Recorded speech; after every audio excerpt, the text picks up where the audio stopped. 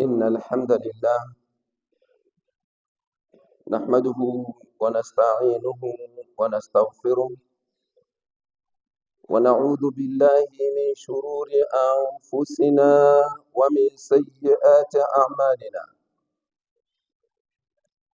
من يهده الله فلا مضل له ومن يضلل فلا هادي له. وأشهد أن لا إله إلا الله وحده لا شريك له، وأشهد أن محمدا عبده ورسوله صلى الله عليه وعلى آله وصحبه أجمعين. يا أيها الذين آمنوا اتقوا الله حق تقاته ولا تموتن إلا وأنتم مسلمون. يا أيها الناس اتقوا ربكم الذي خلقكم من نفس واحدة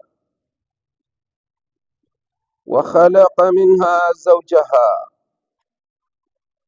وبث منهما رجالا كثيرا ونساء، واتقوا الله الذي تساءلون به والأرحام إن الله كان عليكم رقيبا. يا أيها الذين آمنوا اتقوا الله وقولوا قولا سديدا يصلح لكم أعمالكم ويغفر لكم ذنوبكم، ومن يطع الله ورسوله فقد فاز فوزا عظيما. أما بعد، فإن أصدق الحديث كتاب الله، وخير الهدي هدي محمد صلى الله عليه وسلم، وشر الأمور محدثاتها، فإن كل محدثة بدعة وكل بدعة ضلالة وكل ضلالة في النار. اللهم إنا نعوذ بك من عذاب النار. عباد الله، أولا أوصيكم ونفسي بتقوى الله عز وجل وإطاعته فقد فاز المتقون. Uzangu katika imani, baada ya kumhimidi Allah tabaraka wa taala na kumtakia rehma na amani kiongozi wa umma wetu Mtume wetu Muhammadin sallallahu alaihi wasallam, napenda nichukue fursa hii adhim kuihusia nafsi yangu pamoja nanyi katika sala zima la kumcha Allah tabaraka wa taala. Swala hili la uchaji Mungu ni swala adhim, ni jambo ambalo muumini akishikamana nalo ndiyo itakayokuwa sababu ya kufaulu kwa mambo yake ya hapa duniani mpaka kesho akhera.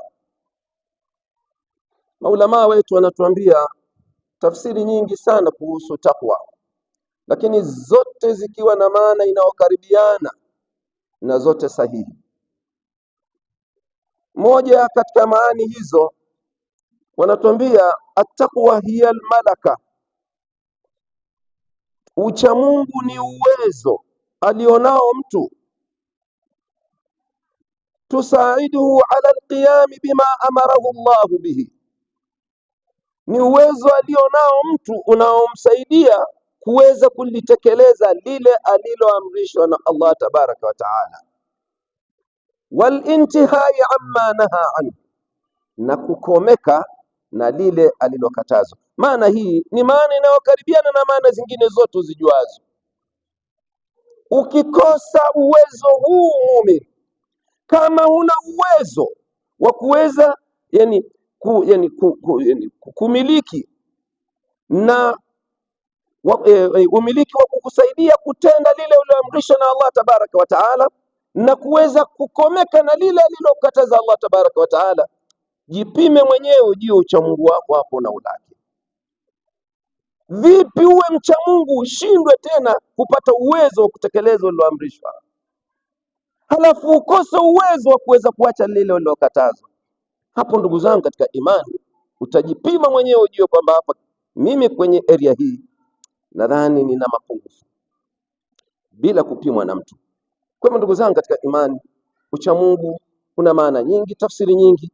Hii ni miongoni mwa hizo tafsiri za neno takwa. Ndugu zangu katika imani, ili kufafanua kidogo hapo,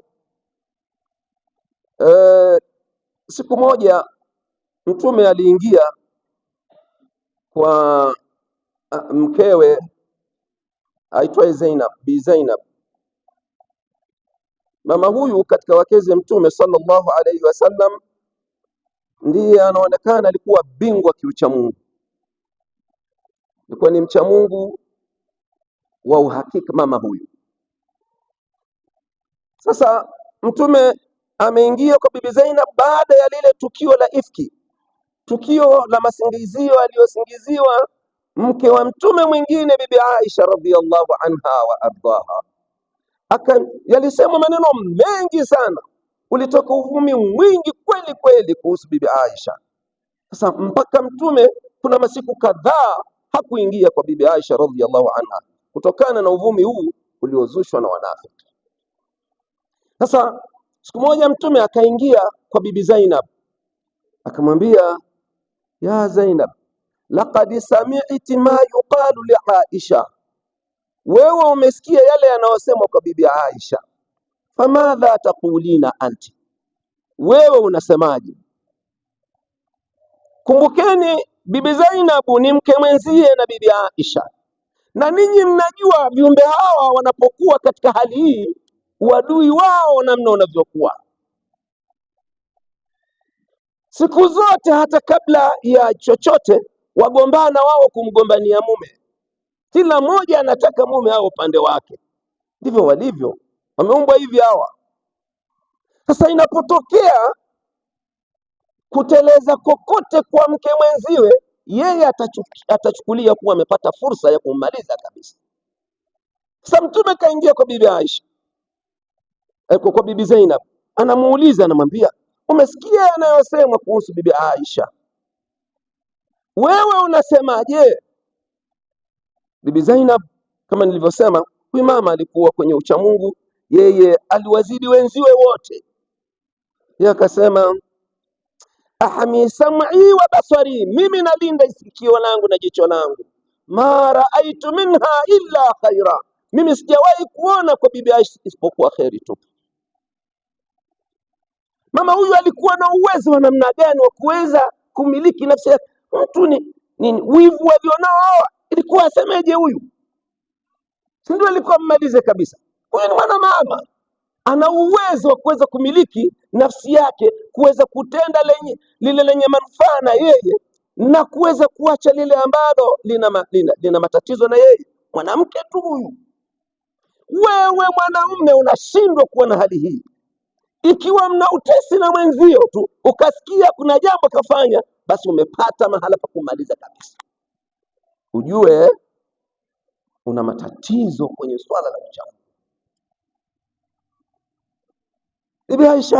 Bibi Aisha aliposikia maneno haya kutoka kwa mke mwenzie Bi Zainab, akasema, Zainabu hiya allati tusamini inda Rasulillah sallallahu alayhi wasallam, huyo Zainabu ndiye anayenitaja vizuri siku zote kwa Mtume sallallahu alayhi wasallam.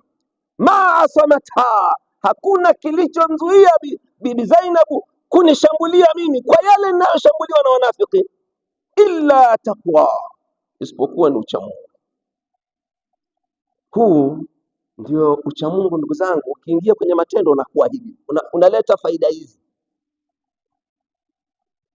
Huwezi kumdhulumu ndugu yako katika imani hata kama mna utesi, na ikiwa utakuwa na uchamungu. Lakini kama huna uchamungu ndugu zangu, wewe ndugu zangu katika imani, haya ni maelezo mafupi kuhusu uchamungu. Ama hotuba yetu ya leo, unwani yake Nimeimega kutoka katika aya miongoni mwa aya za Qur'an, na aya hizo au aya ambayo nimemega unwani hii, wenyewe wataalamu wanatuambia kufanya hivyo huwa unafanya iktibas. Katika maulama wa balagha wanasema unafanya iktibas. Nimemega kipande cha aya kwenye aya miongoni mwa aya za Qur'an, na aya hii iko katika surat Fussilat. Suratu Fussilat ni sura ya 41 katika mpangilio wa suwaril Qur'an, na yenyewe iko katika jamii ya zile sura zinazoitwa Alhawamim, zile hamim, yenyewe iko katika familia hiyo.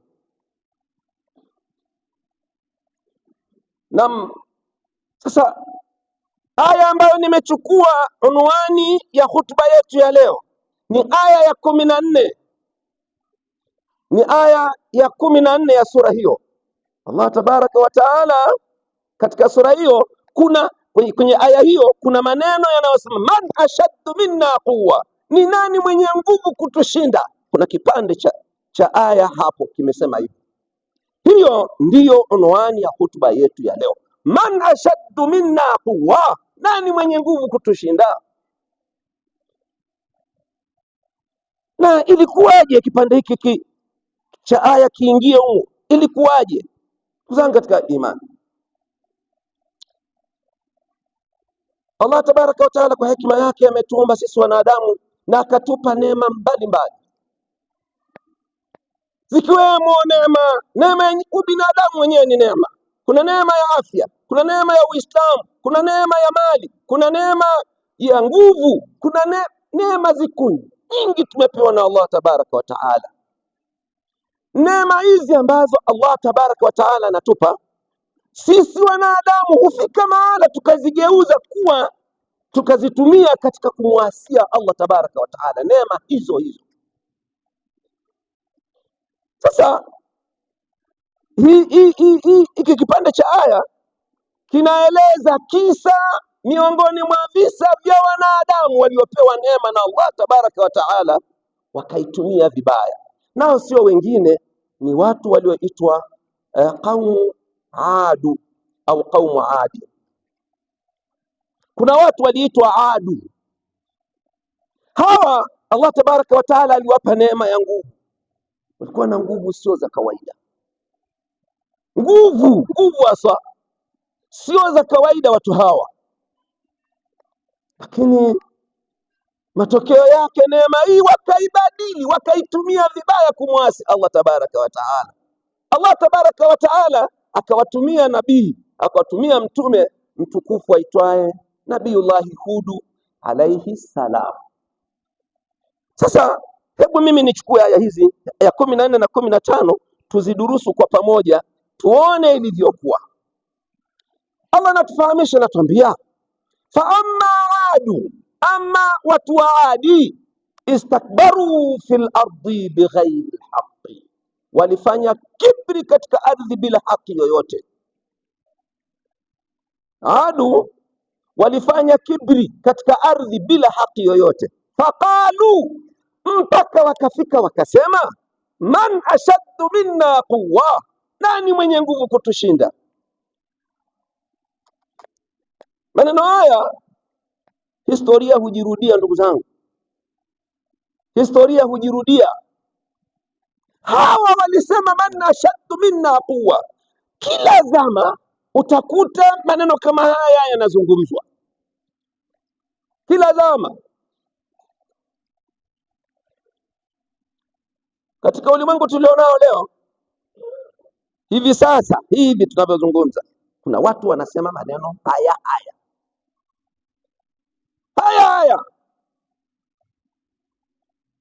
au amyasikii, waamini amyasikii kweli,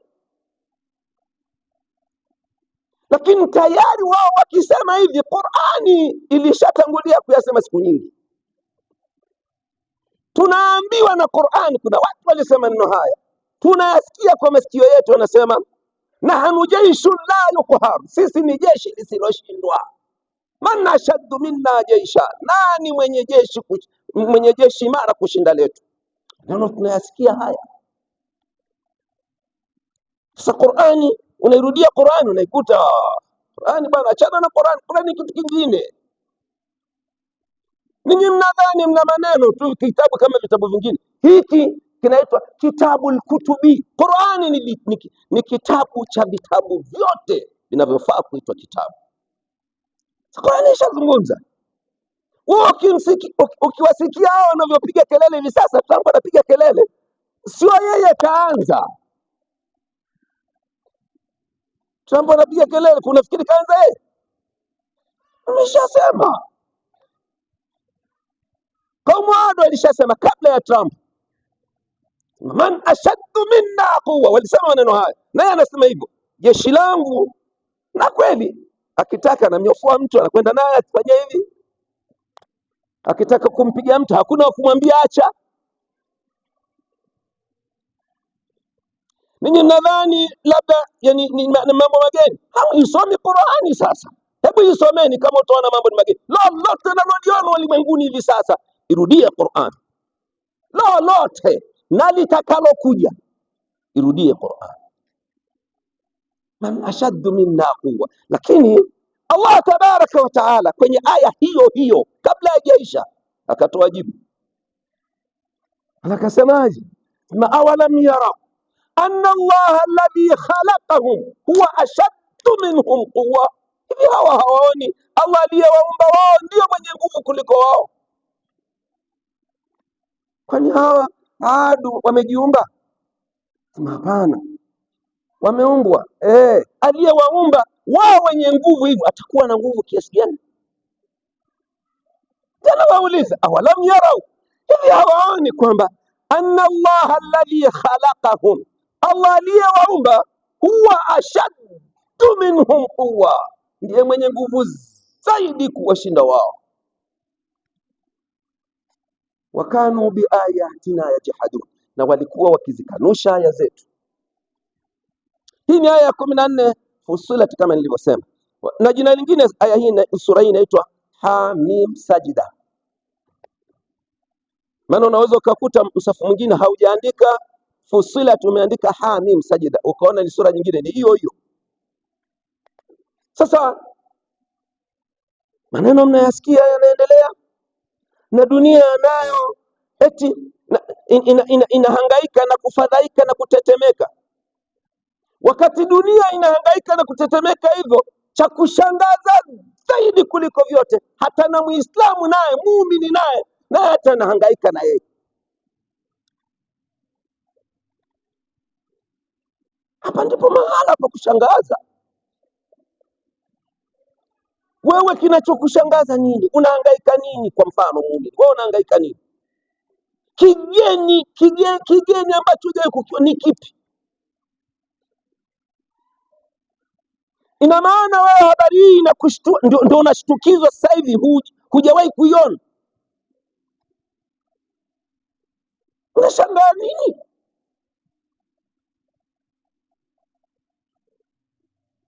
Vile anavyohamanika yule asiye na dini, asiye na Uislamu, na wewe nawe hadi ni hiyo hiyo, mnafanana. Mnafananaje? Kwa nini mfanani? Kwani wewe muumini hujaambiwa wala kufanya kwenye hali ya namna, hujaambiwa? Kuna la kufanya?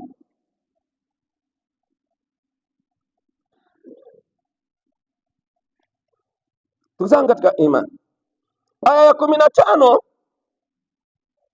Mazungumzo ni marefu, lakini sijui tutayafanyaje, lakini hatuna budi twende hivi hivi. Aya ya 15 ya sura hiyo hiyo, Allah anasema,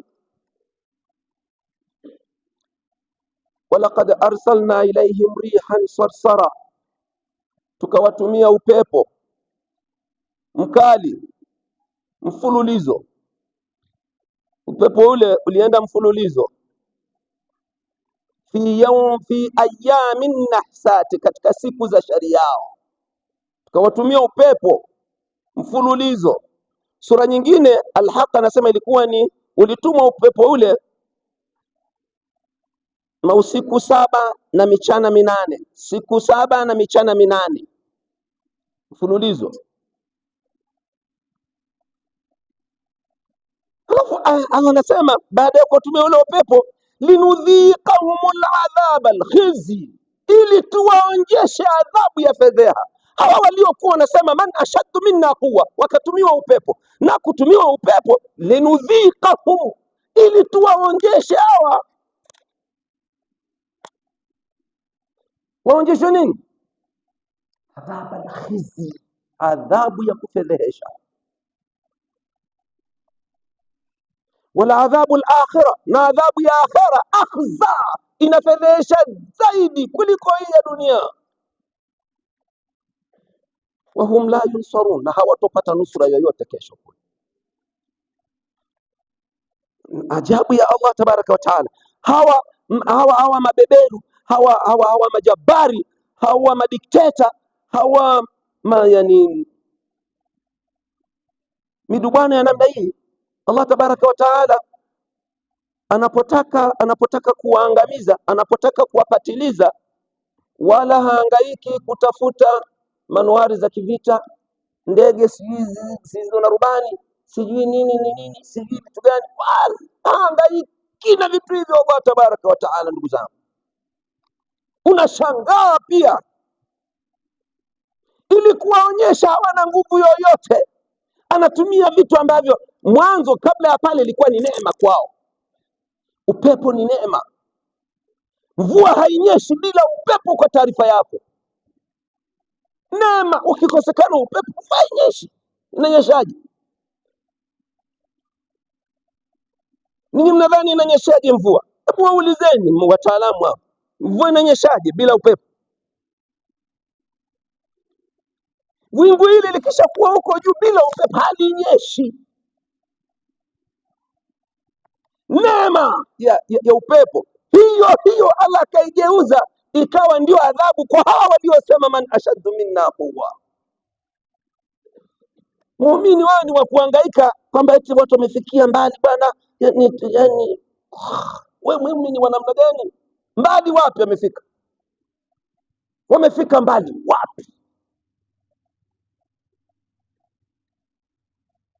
Mbali nchi gani wamefika?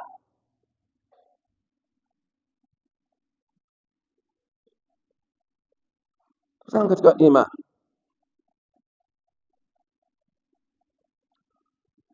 ili ujue sisi hatuelewi kitu na tunahangaishwa na vitu ambavyo si lolote, si chochote.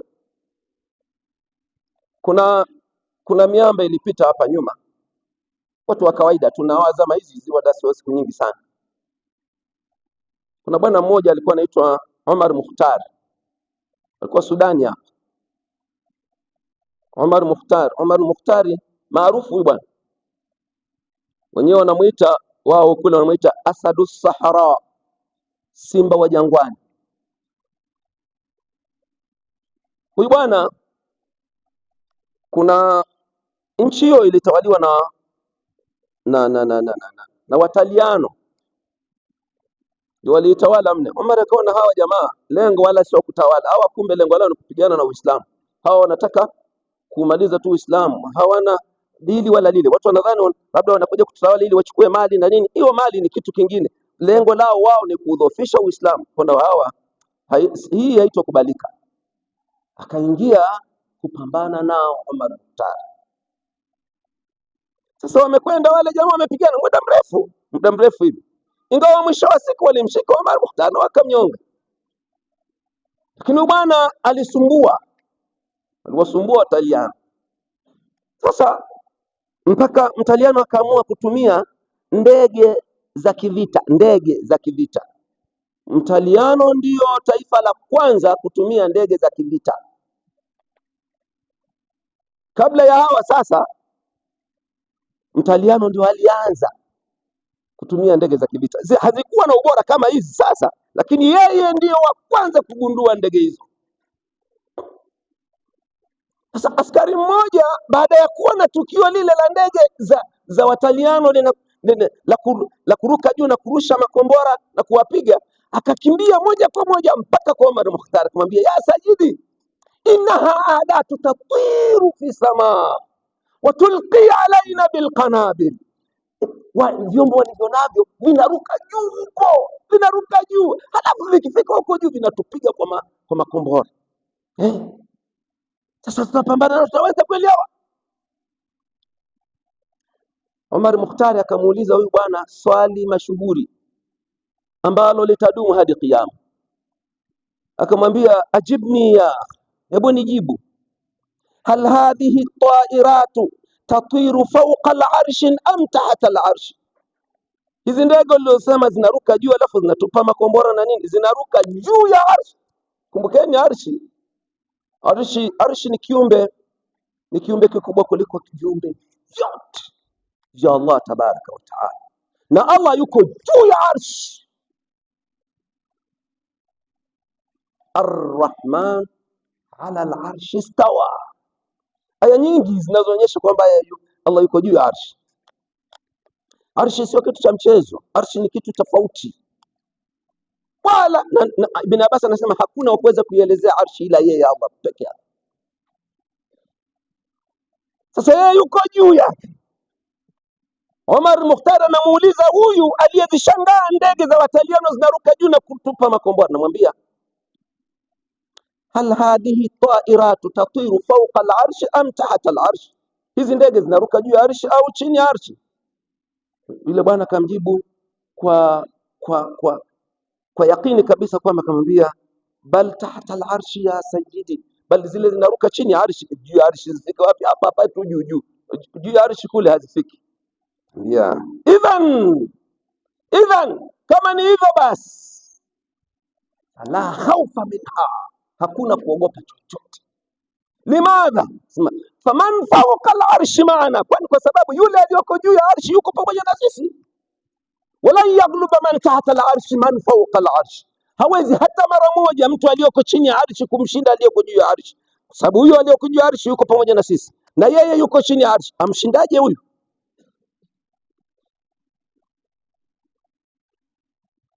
Muumini wewe una fikra za aina hii kweli? Angalia fikra angalia bwana alivyohamishwa. Wewe muumini wa leo una fikra hizi kweli?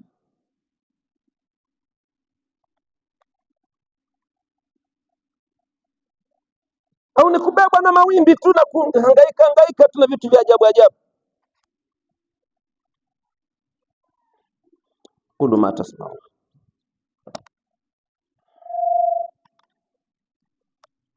Alhamdulillahi rabbil alamin, wassalatu wassalamu ala rasulillahi sallallahu alayhi wasallam wa ala alihi wa sahbihi ajma'in, wa ba'd.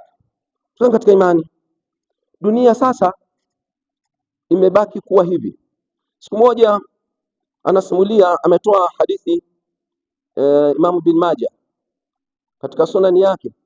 Hadithi hii ni ya Muawiya bin Abi Sufyan radhiyallahu anhu wa ardah. Muawiya anasema, sami'tu Rasulullah sallallahu alayhi wasallam yaqul, nilimsikia Mtume sallallahu alayhi wasallam akisema, lam yabqa min ad-dunya illa bala'un wa fitna, haijabaki katika dunia hii isipokuwa ni mabalaa na fitna tu. Tangu kasema hadithi hii Mtume miaka 1400 takriban iliyopita, nasema hakuna kilichobakia duniani hivi sasa isipokuwa ni mabalaa tu na fitna. Sadaqa Rasulullah. Yaani mabalaa na fitna, yani kila mara mabalaa fitna, balaa ikitoka ya hii inabadilisha rangi tu, lakini balaa ni zile zile. Sasa zikija balaa, tatizo mimi niko hapo, zikija haya mabalaa yakija, misimamo ya waumini sasa ndio inakuwa haieleweki kabisa. Muumini hajui afanye nini, ndio tatizo linakuwa pale. Lakini wakati hajui afanye nini, Qur'ani ishamwambia afanye nini miaka mingi. Hebu kuwa na mimi kwenye hii hali, alafu tumalize hutuba, sio tumalize mazungumzo. Kuna bwana mmoja katika hawa majabari, katika hawa matawuti hawa. Huyu bwana maarufu, tumewaweka hawa kaumu Adi, na ukiwataka wamezungumzwa katika sura nyingi. Nenda surati Hudu yenyewe, nenda Al-Arafu, nenda Jathia, nini Shuara, nenda Alhaqa, nenda sura nyingi zimerudia kisa cha kaumu Adi, nenda kakiangalia kwa urefu kabisa. Huyu tumemtaja kama mfano tu na kujua kwamba hizi nguvu alizonazo mwisho ulikuwaje. Mwisho ameangamizwa na upepo ambao ni neema. Sasa kuna na mwingine anaitwa Firauni. Firauni huyu, Firauni alikuwa Misri hapa. Firauni akafanya aliyoyafanya. Allah tabaraka wa taala, na mimi sitaki kueleza kisa chake chote sababu ni kirefu na kimeelezwa mara nyingi kuliko kisa cha nabii yoyote. Sasa nataka tu tufikie mahala hapa kwenye nguvu, kwenye hizi nguvu hizi wanazozipata, halafu mwisho yao inakuwaje. Allah anatuambia katika Suratul Qasas aya ya 7, aya ya 7 Qasas, anatuambia wa auhaina ila ummi Musa, tukatuma wahai kwa mama Musa, an ardhihi, mnyonyeshe mwanao, mnyonyeshe mwanao. Wakati anaambiwa mnyonyeshe, kulikuwa kumepita hukumu ya kila mtoto wa kiume atakayezaliwa wa kibani Israeli achinjwe. Mwaka anazaliwa Nabiullahi Musa alayhi salam ni mwaka wa kuchinjwa watoto. Kaka yake alipona mwaka aliozaliwa Haruna, hakukuwa na swala la uchinjaji. Mwaka anazaliwa Musa, mwaka wa uchinjaji. Sasa mama akawa na hofu, lakini akaambia kama mnyonyeshe mwanao kwanza, lakini kama utahofia huenda akapatwa na madhara ya Firauni, faalqihi fil yambi, mtupe mtoni, tupe kwenye maji.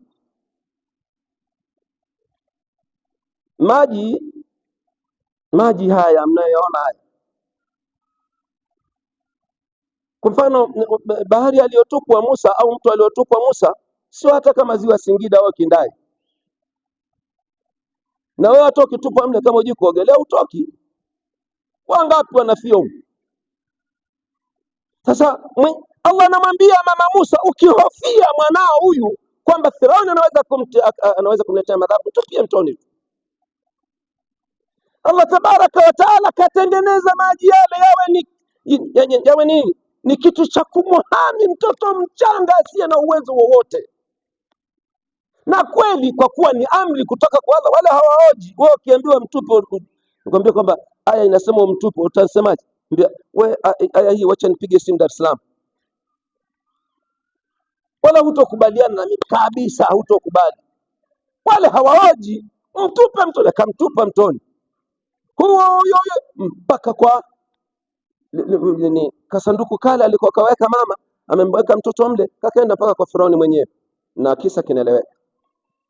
Lakini cha kushangaza ambapo mimi nataka nifike, aya ya 40 ya sura hiyo hiyo, mto ule ule au bahari ile ile, Allah anasema alimchukua Firauni na askari wake akawagharakisha mtoni.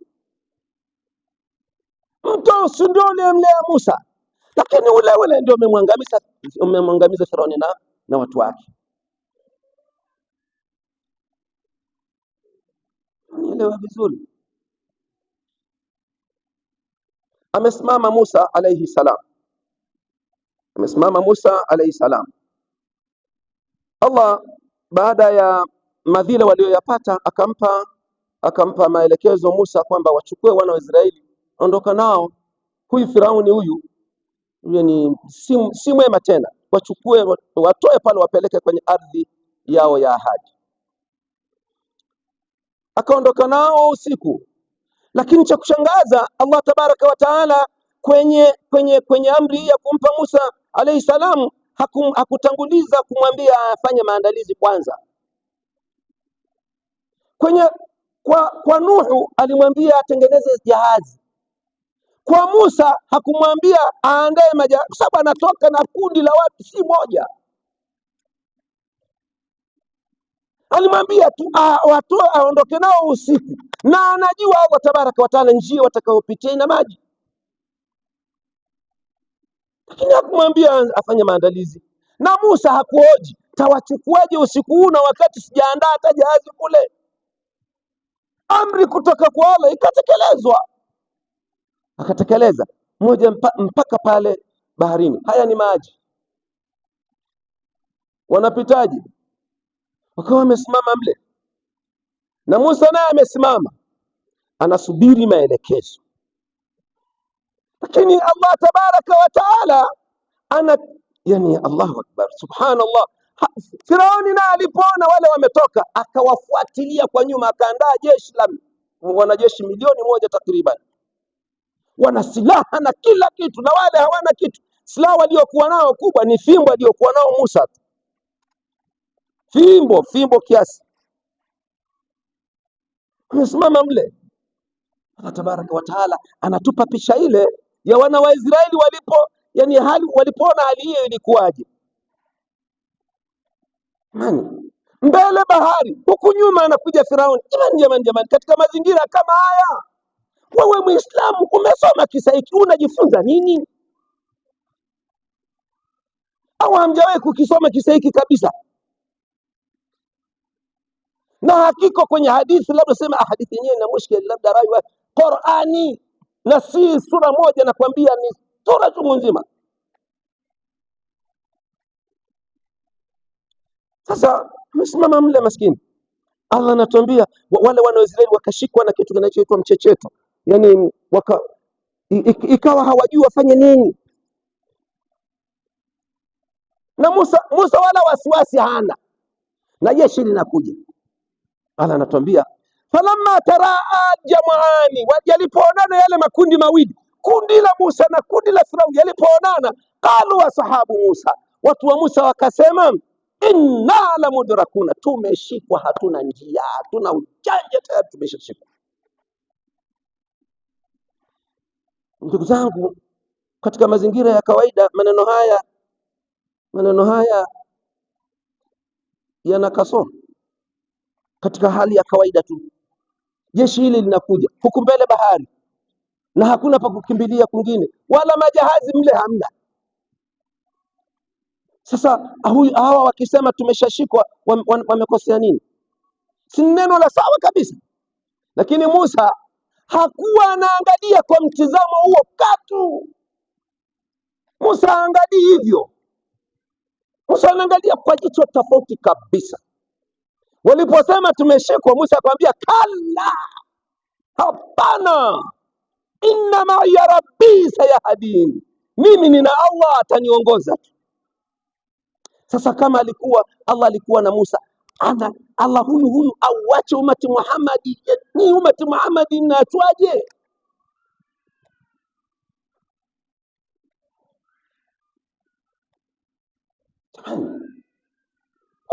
Amini tukoje?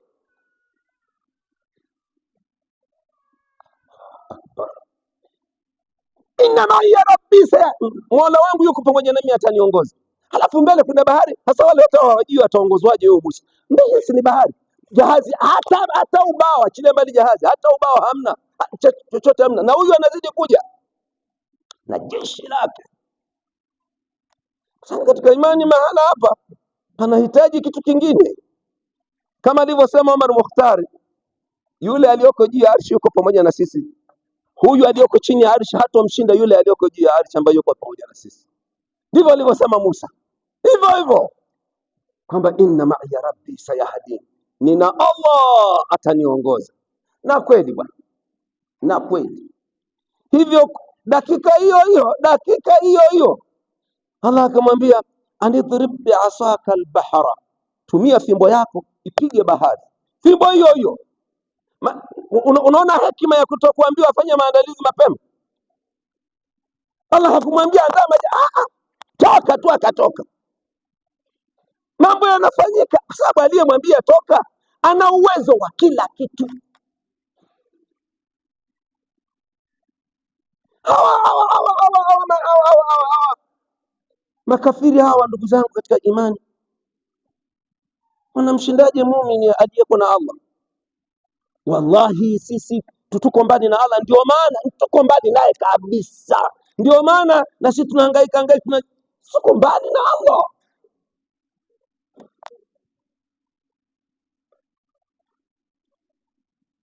Na kweli wapiga bahari, akapiga. Walipopiga ile bahari, maji yakasema fakana fanfalaka fakana kullu firqin katawdi alazim, bahari ikapasuka. Fimbo ni ndogo, bahari ni kubwa. Anapigaje? Si anapiga labda ni kiasi tu hapa na hapa tu, bahari yote ikapasuka. Upande mmoja, kipande kimoja kimesimama kama jabali kuliani na kingine kimesimama kama jabali kushotoni. Hapa chini pakavu, pita anafanyika mambo huyu Musa alikuwa anaishi kwa vigezo vya mbinguni, sio hivi vya ardhini. Maana ukiwa na Allah anakufanyia mambo ambayo yanakiuka kanuni hizi za ulimwenguni. Hizi kanuni katuwekea tuzitumie sisi hapa, yeye hatumii hizi. Allah anatumia kanuni zenu hizi, muda si nini, mahala nini. Allah hatumii kanuni hizi. Angetukua anatumia kanuni hizi, amempelekaje mtume mbali kiasi hicho kwa nusu usiku tunakumrudisha? Unenye amjui masafa yaliyoko aliyoyakata mtume, safari masafa haya, wala huwezi, hakuna calculator itakayofanya masafu yale, hakuna. Kaenda kwa nusu usiku na kurudi. Kanuni zinazotumika na Allah tabaraka wa taala kuzitumia kwa yule aliyoko pamoja naye ni tofauti na hizi. Akapiga bahari ikasimama, maji yanasimamaje? Yanakaukaje dakika moja? Akapita. Wakati anapita Firauni naye kuja pale, akaja. Mbona hata kujiuliza akili bwana, unapotakiwa kuangamizwa na akili inanyofolewa kwanza. Wewe unajua kabisa hapa siku zote hakuna njia, huyu kapitaje hapa? Ujiulizi hata useme Adam kapita, wacha ndio turudi. Eti akati ujabari ule umemfanya akaingia na yeye. Alipofika katikati, wale kule wametoka. Musa anaona mbona kama watatoka tena, ya Rabbi, hawa ndio wanazidi kuja, sema fimbo hiyo hiyo. Akapiga tena, yakarudi. Firauni anaangamizwa wakati yuko katika kilele cha nguvu zake, anasema ana rabbukumul a'la, akaangamizwa. Allah hasubiri mpaka udhoofike ndio akuangamize, hamna. Na wale waliangamizwa wakati wakisema man ashaddu minna quwwa, na huyu naye anasema man ashaddu minna jaishan, tambo huyu ataangamizwa. Bado Allah pengine hajataka, anataka afike mahala ndio amwangamize. Kwa nini? Kila jabari haangamizwi mpaka adhoofike kwanza, hapana. Akifika katika kilele cha nguvu ndio hapo anaangamizwa. Wewe na mimi na yule na nani tunatakiwa tu upande wa Allah, sababu Allah hashindwi na chochote. Allah hashindwi na chochote, ndugu zangu katika imani. Kama nilivyosema, na mambo mengi ya kuzungumza kuhusu habari hizi, lakini hebu kwa udokezi huu niliodokeza kwenu, hebu badilisheni fikra. Yale yanayozungumzwa kule, mimi sisemi kwanza hapa sijatengeneza upande kwamba wewe uwe wapi katika hao wanaogombana. Hao wanaogombana wewe achana nao, wewe waache kwanza. Wewe sasa chukua msimamo, mimi ni wewe, mimi upande wa Allah ndio natakiwa mimi niwe.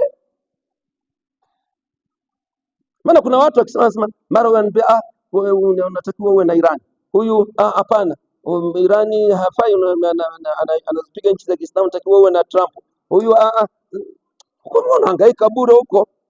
Wale watakusaidia nini? Wote wale wewe watakusaidia wewe nini? Lakini sana sana ukitaka kuchunguza kule, chunguza kwa jicho lingine pia. Wewe ukitaka kuangalia kule, chunguza kwa jicho lingine, sio hili. Kuzaa katika imani. Namuomba Allah tabaraka wa taala tujalie kusikia maneno na kufuata yaliyo mazuri yake. Namuomba Allah tabaraka wa taala turudishe kwa upande wake, tumwegemee yeye ili aweze kutugusha katika majanga yote yanayotokea ulimwenguni. ربنا آتنا في الدنيا حسنة وفي الآخرة حسنة وقنا عذاب النار. ربنا لا تزغ قلوبنا بعد إذ هديتنا وهب لنا من لدنك رحمة إنك أنت الوهاب برحمتك يا عزيز يا غفار. وأقم الصلاة.